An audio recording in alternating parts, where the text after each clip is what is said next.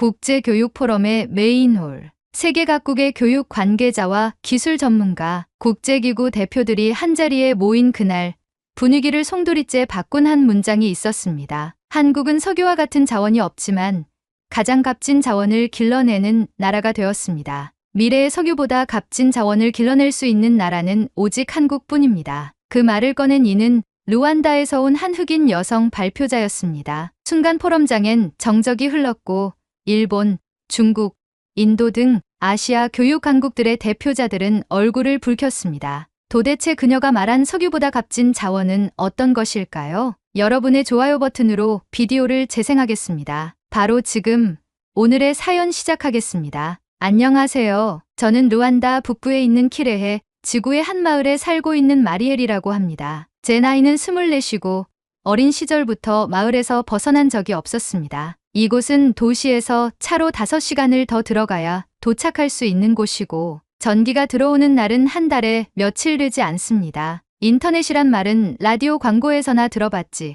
저희 마을에선 그것이 뭔지조차 감이 안 오는 단어였습니다. 이곳에서 태어나고 자라면서 저는 매일 아침 해가 뜨기 전 짐승들이 다니는 오솔길을 따라 시냇가로 가 물을 떠오고 해가 지기 전까지는 나무를 해오고 동생들을 돌보는 일을 반복하며 살았습니다. 학교라는 건 아버지 세대에도 존재하지 않았고 저희 또래 중 학교에 다녀본 아이는 손에 꼽을 정도였습니다. 문자를 읽는 것만으로도 신기한 사람이 되던 마을이었으니까요. 하지만 저는 책을 좋아했습니다. 책이라기보다는 활자가 인쇄된 종이를 좋아했다고 말하는 게 더 정확할 것 같습니다. NGO에서 지원해준 낡은 아동 도서 몇 권이 전부였지만 그 안에 들어있던 세상은 정말 다채로웠습니다. 밤마다 불빛 대신 작은 촛불을 켜고 눈을 비비며 글을 읽다 보면 제가 사는 곳과는 전혀 다른 세상이 펼쳐졌습니다. 특히 어린이를 위한 지구촌 국가 이야기라는 책 속에서 한국이라는 나라를 처음 알게 되었을 때는 제 가슴이 괜히 두근거렸습니다. 한국은 자원도 거의 없고 땅도 작지만 세계에서 가장 빠르게 성장한 나라 중 하나다. 그 구절이 제게는 마치 비밀 메시지처럼 다가왔습니다. 왜일까요? 저희 마을도 자원이 없고 땅은 척박하고 살아가는 환경은 한국의 옛날과 크게 다르지 않았기 때문일 겁니다. 그 후로 한국이라는 나라에 대한 관심이 점점 깊어졌습니다. NGO 선생님이 갖고 있던 오래된 태블릿에 저장된 다큐멘터리를 몰래 빌려보기도 했고 영어도 서툴지만 자막을 켜서 한국 관련 영상을 찾아보기도 했습니다. 하지만 마을에는 와이파이가 없고 태블릿도 충전이 잘 되지 않기 때문에 그것도 여간 쉬운 일이 아니었습니다. 그러던 어느 날 마을 공터에 하얀 상자가 도착했습니다. NGO를 통해 한국에서 기증된 물품이라는 설명이 붙어 있었고 그 안엔 중고 태블릿 5대와 함께 간단한 태양광 충전기 그리고 영어로 번역된 한국 온라인 교육 콘텐츠들이 담겨 있었습니다. 그중 하나가 바로 K무크, 즉 코리아 매시브 오픈 온라인 코스라고 적힌 콘텐츠였어요. 저에게는 그 단어 자체가 너무 낯설고 복잡하게 느껴졌습니다. 하지만 조심스럽게 태블릿을 켜고 첫 번째 강의를 재생해봤을 때 저는 그 자리에서 굳은 채로 한참을 서 있었습니다. 모두를 위한 소프트웨어 교육.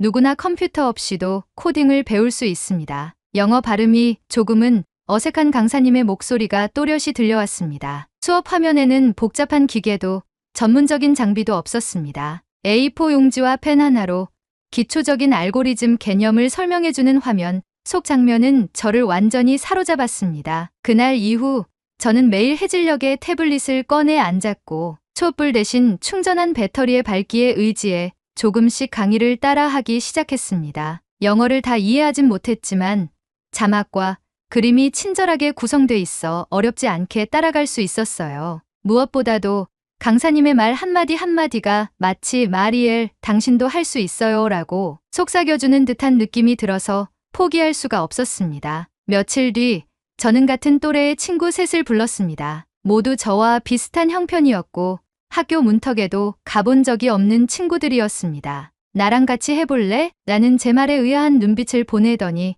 한 명이 조심스럽게 물었습니다. 코딩이 뭐야? 저는 웃으며 대답했습니다. 글자를 써서 기계를 움직이는 거야. 우리처럼 말로 뭔가를 부탁하는 것처럼. 그날 이후 저희는 마을의 낡은 공터 한편에 천막을 치고 낮에는 나무를 모아 의자와 탁자를 만들고 밤이면 태블릿 화면을 둘러앉아 공부하기 시작했습니다. 이름도 없는 그 공간은 저희끼리 미래의 교실이라고 불렀습니다. 정식 교재도 없고 인터넷 연결도 되지 않는 환경이었지만 우리는 화면 속 한국 강사님의 말과 그림을 복사해서 직접 교재를 만들었습니다. 누군가는 그걸 보며 아이들 장난이라고 말했지만 저희는 진지했습니다. 저녁이 되면 다 같이 기도하고 다음날 어떤 강의를 볼지 정하는 시간은 저희에게 가장 소중한 의식 중 하나가 되었습니다. 아이들이 점점 늘어나기 시작했어요. 소문을 들은 다른 마을 어른들이 구경을 오기도 했고 처음엔 흘겨보던 어르신들도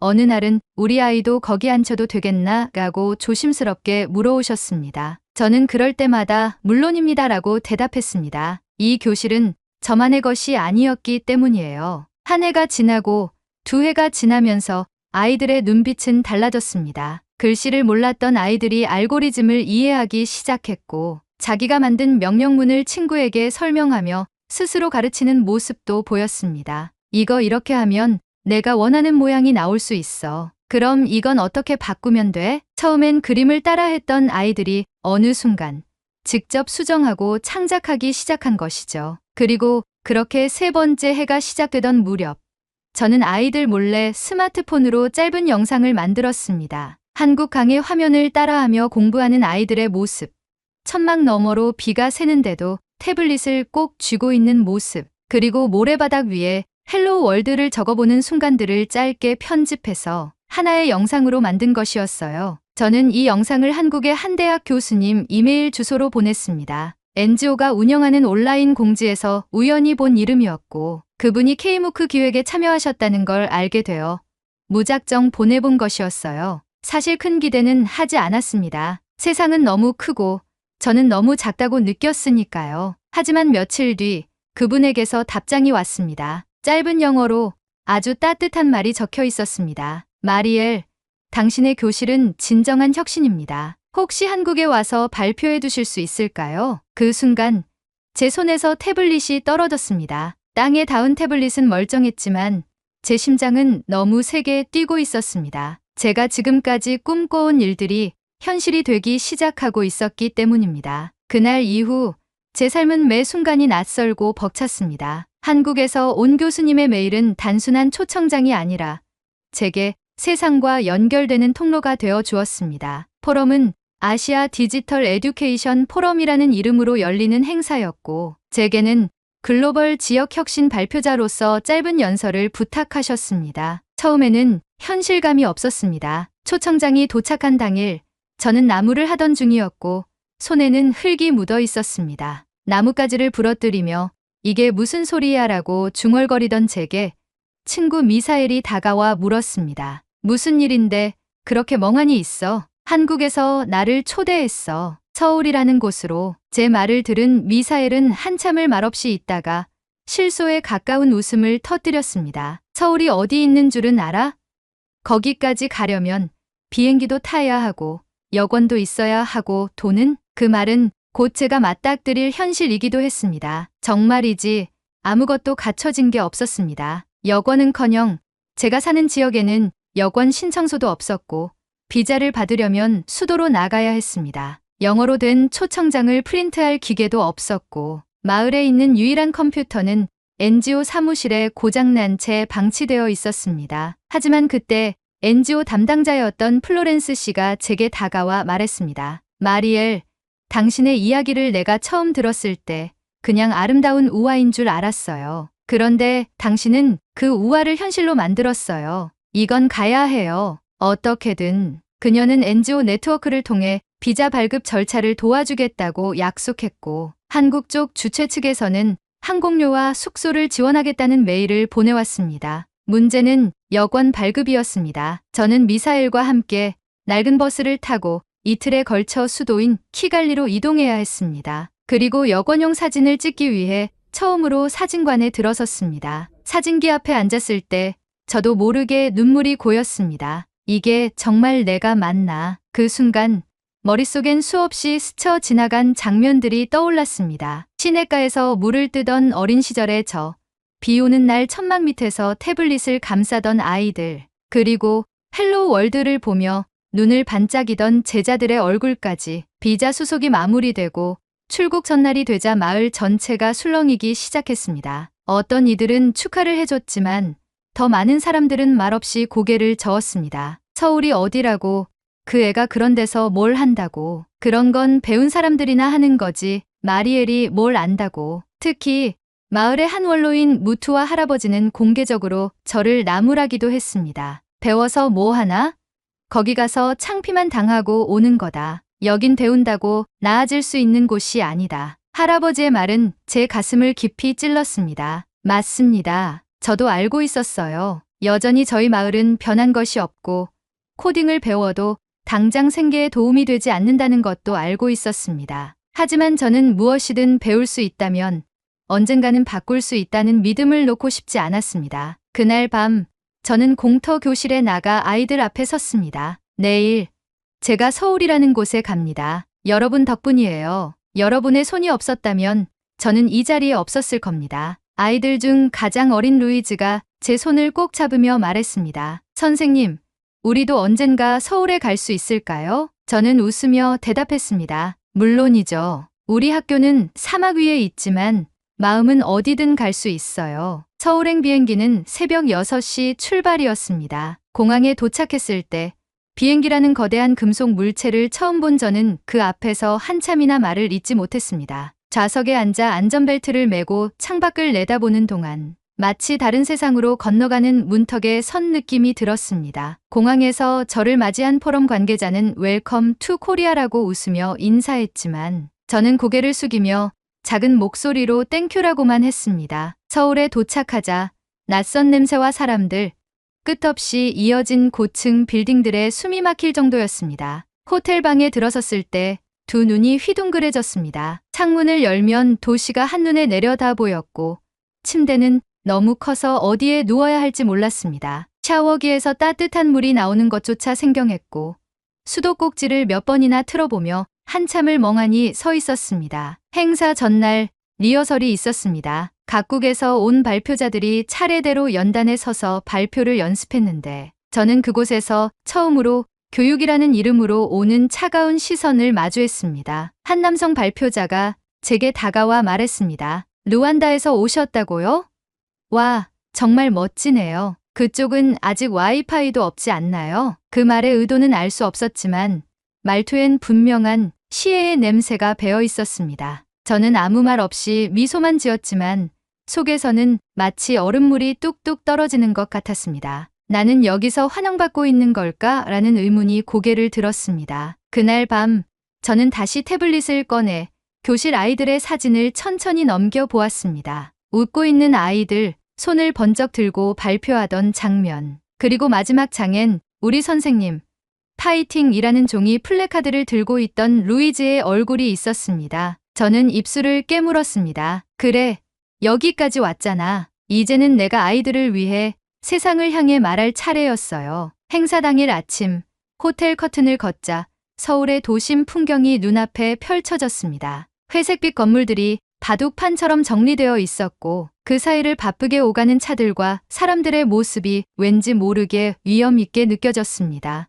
이곳이 바로 책에서 읽었던 그 한국이라는 나라의 현재였지요. 포럼장은 예상보다 훨씬 컸습니다. 수많은 국가에서 온 발표자들과 청중들이 삼삼오오 모여 이야기를 나누고 있었고 실시간 동시통역이 제공되는 국제행사 특유의 엄숙한 분위기가 공간을 채우고 있었습니다. 제 이름이 적힌 명찰을 가슴에 달고 나니 왠지 어깨가 무거워졌습니다. 단순히 제 자신을 대표하는 것이 아니라 제 마을과 아이들, 그리고 여전히 배움에 갈증을 느끼고 있는 수많은 이들을 함께 짊어진 느낌이었으니까요. 다음 발표자는 루안다의 마리엘 은타레입니다. 사회자의 소개가 끝나자 조명이 제게로 향했습니다. 마이크 앞에 섰을 때 제 다리가 떨리고 있는 게 느껴졌습니다. 하지만 입을 열어야 했습니다. 그 순간 저는 그곳에 앉아 있는 관객이 아니라 저 멀리 마을에서 기다리고 있을 아이들을 떠올렸습니다. 안녕하세요. 저는 루안다 키레헤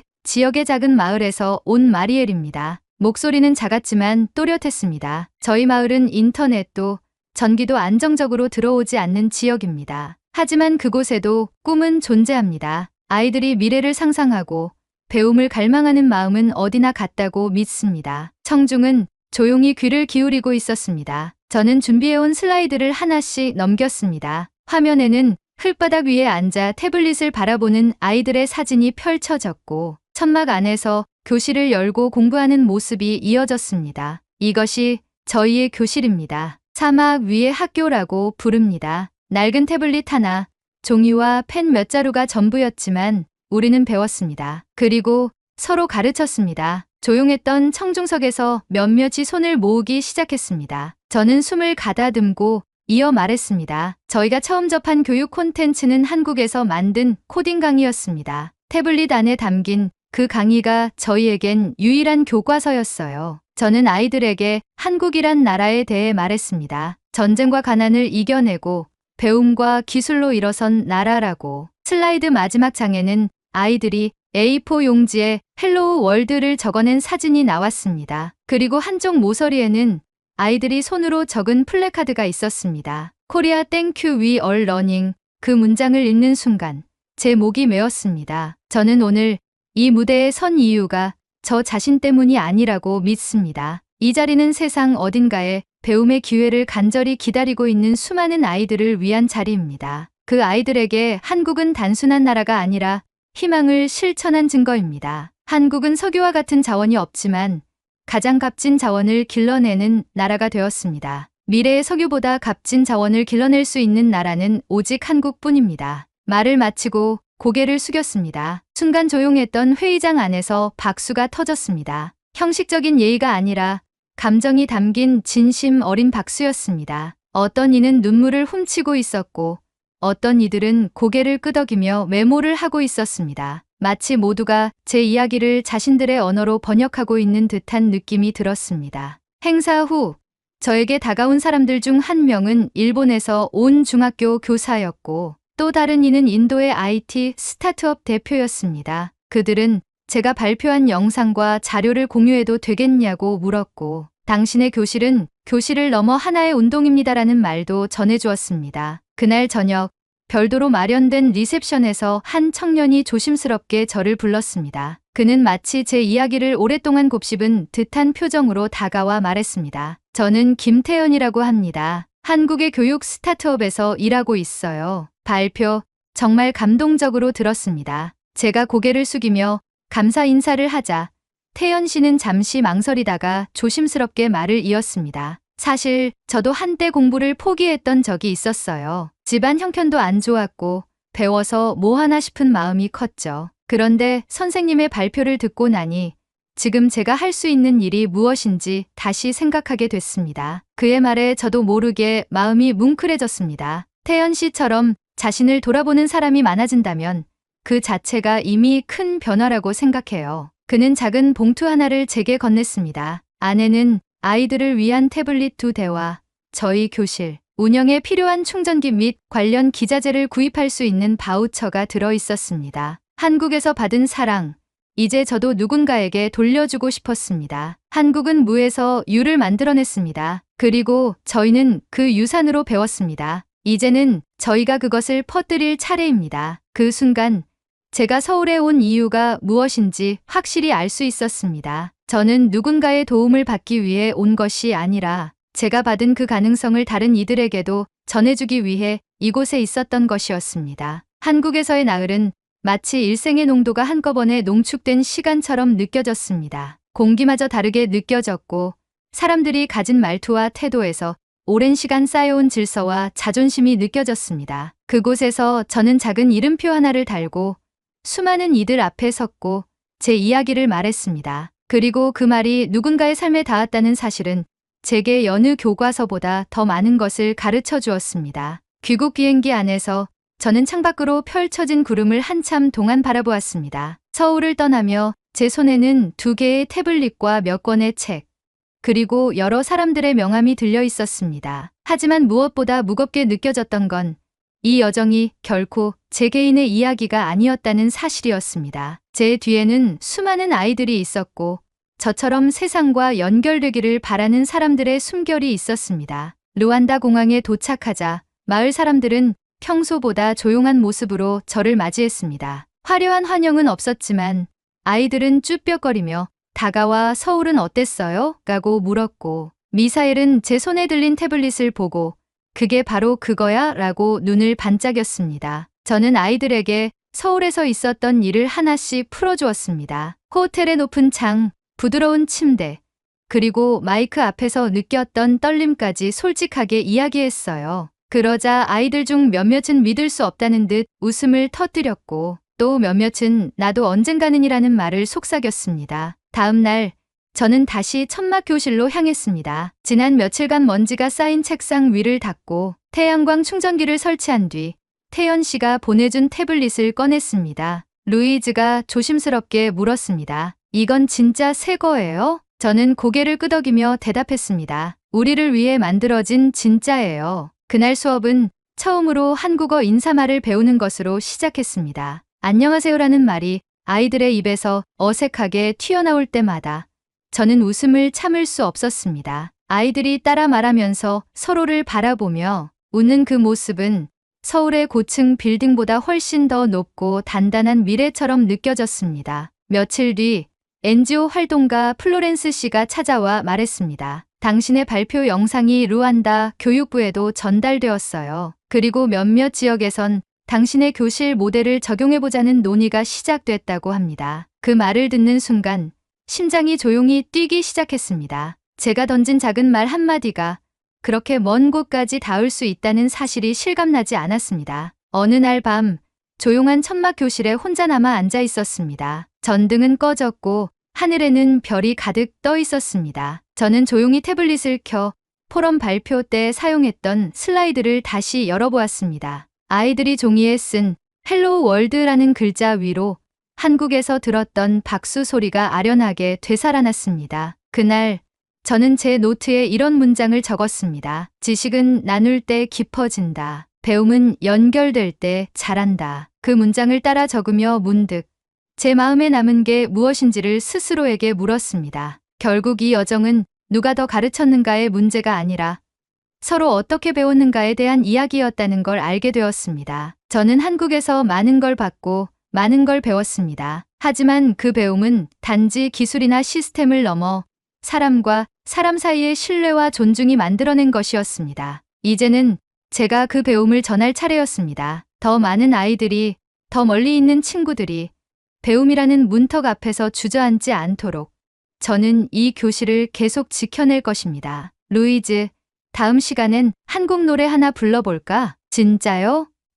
응, 이번엔 우리가 고마움을 노래할 차례니까. 루이즈가 웃으며 대답했습니다. 그럼 감사합니다부터 배워야겠네요. 밤하늘은 조용했고 바람은 부드럽게 불었습니다. 천막 너머로 스며드는 달빛 아래 우리 교실은 그 어느 때보다 밝게 빛나고 있었습니다. 그날 저는 다시 확신할 수 있었습니다. 이곳이 비록 사막일지라도 배움의 씨앗은 반드시 꽃을 피울 수 있다는 것을요. 그리고 한국이라는 나라는 그 씨앗을 제 손에 건네준 첫 번째 손길이었다는 것을요. 오늘의 사연은 여기까지입니다. 오늘 사연에 대한 여러분의 생각을 댓글로 남겨 감동 비디오의 마지막을 장식해주세요. 그리고 오늘의 비디오가 공감이 되신다면 구독, 좋아요 한 번씩 부탁드리겠습니다. 여러분의 댓글 하나하나가 영상을 제작하는데 큰 힘이 됩니다. 다음엔 더 흥미로운 사연으로 여러분을 찾아뵙겠습니다. 시청해주셔서 감사합니다. 서울 한강하류에서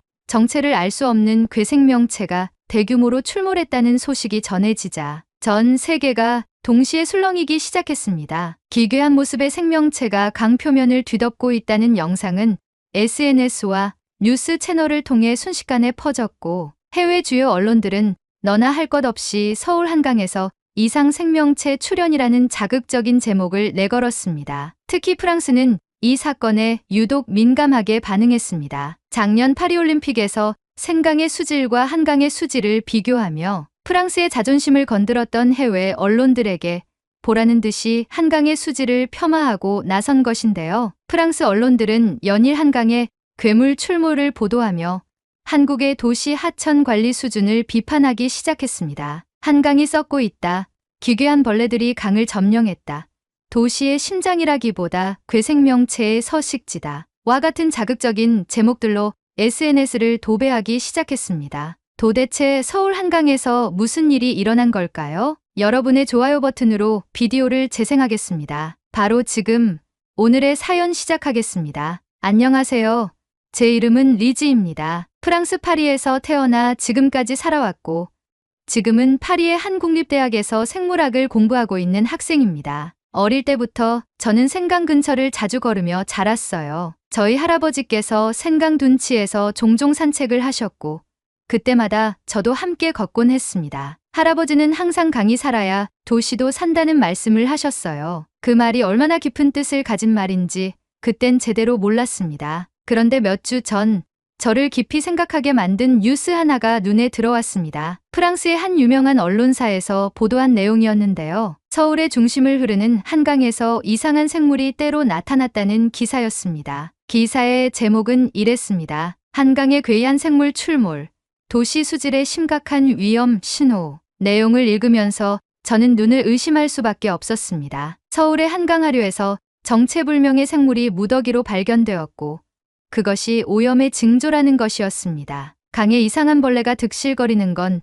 물이 많이 더럽다는 뜻이라고 기사에서는 말하고 있었어요. 그 보도는 단순한 기사로 끝나지 않았습니다. 기사 밑에 달린 댓글들을 읽으며 저는 더 큰 충격을 받았습니다. 한강은 이제 썩은 강이다. 생강이 더럽다고 욕하더니 자기네 강은 벌레판이구만. 한국은 일본 옆이라 지진전조 현상 아니냐. 이런 댓글들이 수십 개, 수백 개씩 달려 있었습니다. 저는 그 댓글들을 보며 몹시 답답했습니다. 물론 저는 한국에 대해 잘 아는 편은 아닙니다. 하지만 그런 식의 말들이 얼마나 무례하고 무책임한지 그리고 얼마나 단편적인 판단인지 느낄 수 있었습니다. 무엇보다 저는 궁금했습니다. 그 생물은 도대체 무엇일까? 그리고 정말 그 생물이 나타났다는 이유만으로 한강을 썩은 강이라고 단정 지을 수 있는 걸까? 저는 자연과 생명에 대해 공부하는 사람으로서 그 질문을 그냥 넘길 수 없었습니다. 기사를 다시 읽고 기사에 함께 실린 사진을 자세히 들여다보았습니다. 사진 속의 생물은 저도 생물학 실험에서 몇 번 본 적 있는 벌레와 비슷해 보였습니다. 처음 보는 게 아니었기에 저는 바로 교수님을 찾아갔습니다. 저희 지도 교수님이신 장 피에르 선생님께요. 교수님, 이 생물이 정말 수질이 나빠서 나타나는 걸까요? 제 질문에 교수님은 잠시 사진을 들여다보시더니 고개를 끄덕이셨습니다. 이 생물은 흔히 갯벌 근처나 바닷물이 드나드는 곳에서 살지. 꼭 오염 때문에 나타났다고 단정하긴 어려워. 리즈, 자연은 늘 복잡하단다. 생물이 어디서 왜 나타났는지 알려면 단순히 겉만 봐서는 안 돼. 교수님의 말씀이 저의 생각을 더 깊어지게 했습니다. 저는 곧바로 도서관에 가서 온라인 자료를 뒤졌습니다. 프랑스 기사에서 말한 그 생물이 무엇인지, 그리고 정말 오염의 지표가 되는 생물인지 알아보기 시작했어요. 그 과정에서 한국의 환경기관에서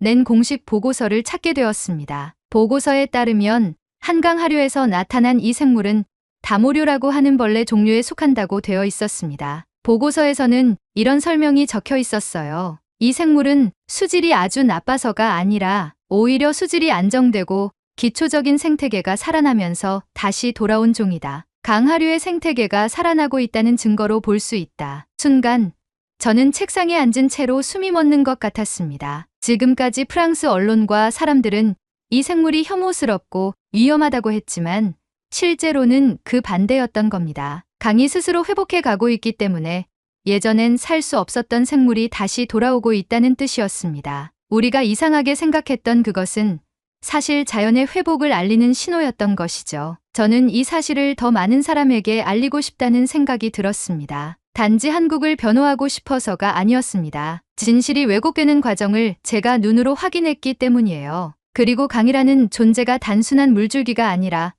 인간과 생명의 상징이라는 걸 알게 됐기 때문이기도 했습니다. 그날 이후 저는 제 논문 주제를 바꾸기로 결심했습니다. 원래는 생강의 수질 개선 사업에 대한 분석을 하려고 했습니다. 하지만 이제는 한강의 생태 변화와 그 상징에 대해 더 깊이 들여다보고 싶었습니다. 그래서 저는 결정했습니다. 직접 한국으로 가기로요. 단순히 인터넷에서 글을 읽고 판단하기보다는 제 두 발로 그 강가에 서서 제 눈으로 물살을 보고 제 귀로 그 소리를 들어보고 싶었습니다. 그곳에서 살아가는 생물들과 사람들의 모습을 직접 확인하고 싶었습니다. 저는 비행기 티켓을 예약했고 교수님께 추천서도 받았습니다. 출발하기 전엔 제 이야기가 어디로 흐르게 될지는 잘 몰랐습니다. 하지만 하나는 분명했습니다. 진실은 늘 눈앞에 있는 것이 아니라 그 속으로 들어가야만 만날 수 있다는 것이죠. 한국에 도착한 날, 하늘은 유난히 맑았습니다. 인천공항 도착장을 나서자 익숙한 얼굴이 저를 향해 손을 흔들었습니다. 제 친구 수민이었어요. 프랑스에서 유학 중일 때 같은 실험실에서 일하며 가까워졌던 친구였는데 지금은 서울에 있는 한 대학원에서 생태학을 공부하고 있었습니다. 리즈, 드디어 왔네. 수민, 정말 고마워. 내가 없었으면 오지도 못했을 거야. 수민은 저보다 몇 살 위지만 늘 따뜻하고 차분한 사람이었습니다. 제가 한강에 관심을 갖고 한국에 가고 싶다고 했을 때도 가장 먼저 응원해준 사람이었고요. 수민은 이미 제가 조사하려는 지역의 정보도 정리해 두었고 일정도 함께 짜주겠다고 했습니다. 내가 시간이 되는 날엔 같이 갈 수 있어. 한국 사람들이랑 이야기 나눌 땐 통역도 해줄게. 그 말 들으니까 진짜 마음이 놓인다. 수민의 말에 저는 마음 깊이 안도했습니다. 혼자서 낯선 나라에서 생물도사를 한다는 게 쉬운 일은 아니었거든요. 그렇게 다음 날 저는 수민과 함께 김포행 전철에 올랐습니다. 한국의 대중교통은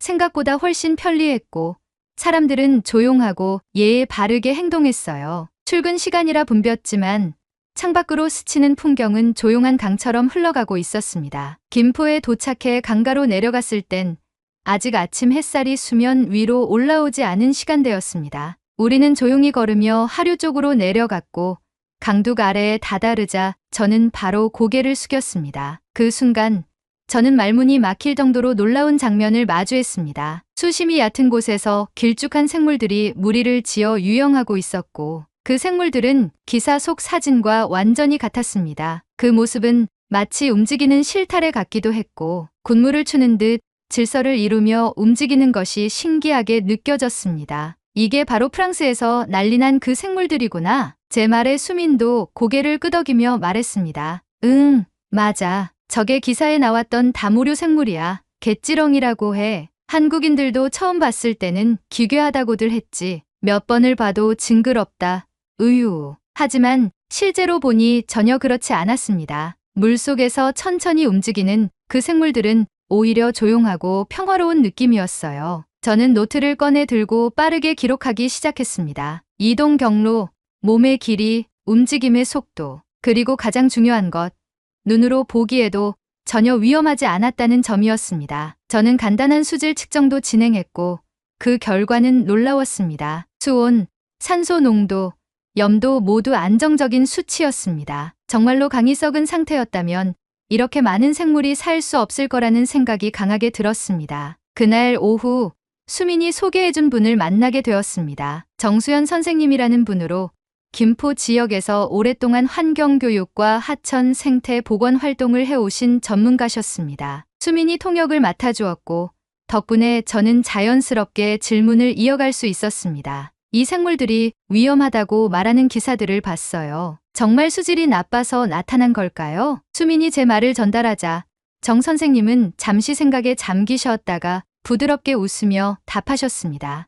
아니요, 이 생물은 갯지렁이라고 해요. 갯지렁이들은 원래 이 지역, 특히 바닷물이 섞이는 하류 근처에 살던 애들이에요. 오래전에는 너무 물이 더러워서 다 사라졌었죠. 그런데 수질이 좋아지면서 다시 돌아온 거예요. 그럼 지금 저 생물들이 있다는 건 강이 나아지고 있다는 뜻인 거군요. 그렇죠. 수질 회복의 징후예요. 오염의 지표가 아니라 회복의 신호에 가깝죠. 갯지렁이들은 산란을 위해 조금 더 깨끗한 곳으로 올라와 짝짓기를 하고 산란을 하거든요. 수민은 제 옆에서 조용히 고개를 끄덕였습니다. 그 순간 프랑스에서 봤던 조롱 가득한 기사 댓글들이 머릿속에서 하나씩 사라지는 것 같았습니다. 이 생물은 괴물도 아니고 위험한 존재도 아니었습니다. 오히려 강이 다시 숨을 쉬고 있다는 걸 말없이 보여주는 생물이었던 거예요. 며칠 후 우리는 강화도 인근의 다른 하천도 찾아갔습니다. 바닷물과 민물이 만나는 지점이었고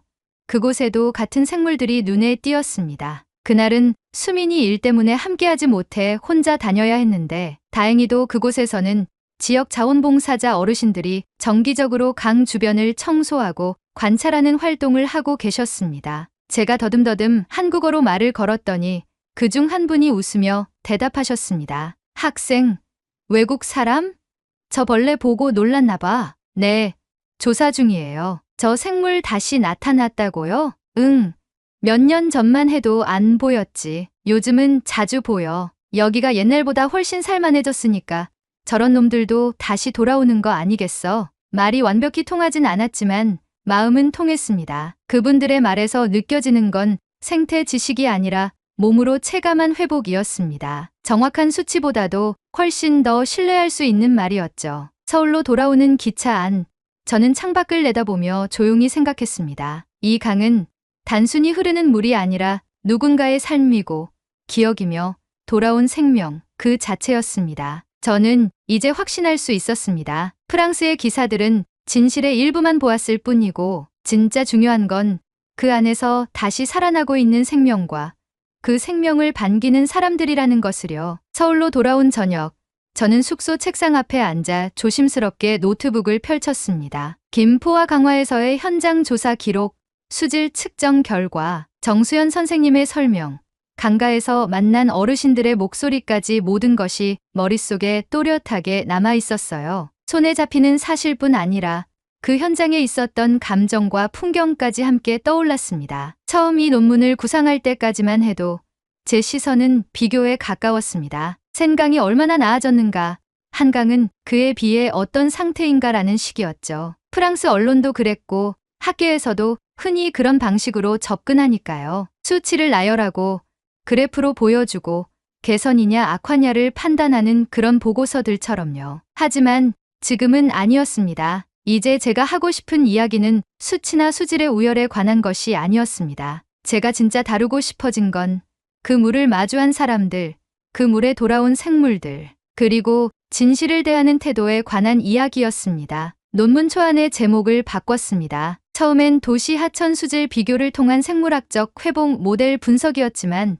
이제는 이렇게 썼습니다. 도시의 물이 우리에게 말해주는 것 한강에서 만난 생명과 시선의 전환. 그 제목을 적고 나서 저는 한참 동안 화면을 멍하니 바라보았습니다. 처음으로 무언가를 기록한다는 게 어떤 일인지 실감했어요. 단지 정보를 정리하는 게 아니라 누군가의 경험과 감정, 그리고 오해 속에 묻힌 진실을 꺼내는 일이라는 거요. 논문을 쓰면서 저는 프랑스에서의 반응들을 다시 떠올렸습니다. 한강 기사에 달렸던 댓글들, 조롱 섞인 문장들, 왜곡된 판단들. 그 안에는 단순한 오해만 있었던 게 아니었습니다. 알려고 하지 않으려는 태도, 멀리 있는 것을 함부로 판단하는 습관, 그리고 우리는 다르다고 선을 긋는 익숙한 시선이 함께 있었죠. 그런 태도는 때로 학문이라는 이름 아래에서도 반복됩니다. 이 생물은 오염의 지표이므로 수질이 나쁘다. 센강은 수영이 가능해졌으니 더 우수하다. 그런 단정이 얼마나 많은 사실을 지워버리는지 저는 이번 경험을 통해 처음으로 체감했습니다. 서울대학교의 한 교수님께 논문 자문을 부탁드렸을 때 그분은 제 노트를 꼼꼼히 보시고 이런 말씀을 해주셨어요. 기록이라는 건 무엇이 일어났는가를 쓰는 것도 중요하지만 왜 그렇게 바라보았는가를 돌아보게도 해야 합니다. 그 말씀이 머릿속에 오래 남았습니다. 그 뒤로 저는 단순한 생물 보고서가 아니라 사람과 자연 사이의 관계를 묘사하는 글을 쓰기로 했습니다. 한국에서 보낸 마지막 주말, 저는 다시 한강을 찾았습니다. 서울 도심을 흐르는 구간, 여의도 근처의 강변이었어요. 주말이라 그런지 가족 단위로 나들이 나온 사람들, 자전거를 타는 청년들, 강가에 돗자리를 펴고 음악을 듣는 모습들이 참 평화로워 보였습니다. 그 곁에서 저는 강물을 바라보며 한참을 서 있었습니다. 강은 조용했지만 끊임없이 흐르고 있었고 어딘가 먼 곳을 향해 나아가고 있었습니다. 옆 벤치에 앉아 계시던 노신사 한 분이